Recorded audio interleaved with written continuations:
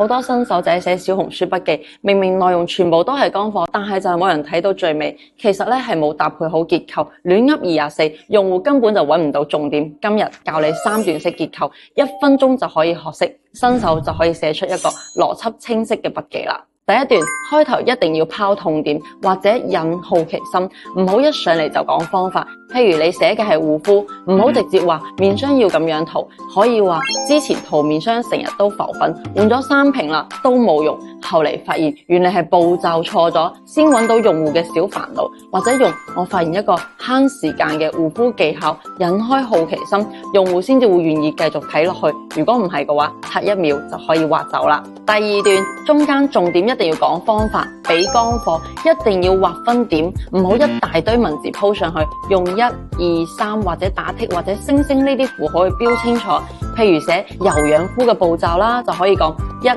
先溫和清潔，作用潔顏粉去清潔咗之後去角質；2噴霧打底補水；3面霜乳化咗之後再上面。每個點講一句關鍵嘅信息，用戶一眼就明，亦都覺得你好專業，唔會睇到頭痛。第3段結尾一定要引導互動，唔好寫方法就完場啦，用簡單嘅提問，譬如你哋塗面霜會唔會乳化啊？評論區話我知啦，或者你哋揀平日喺早上護膚快啲咧，定係中意喺晚上精緻咁去護膚咧？用戶只要留言，筆記互動率就會上去，算法亦都會多推流。就係呢3段，開頭捉注意力，中間俾乾貨，結尾捉互動，唔使咁複雜，套用我呢個框架寫，筆記就唔會散。新手試寫一篇，肯定比之前效果都要好。你想我幫你寫都冇問題，可以諮詢我，我教你。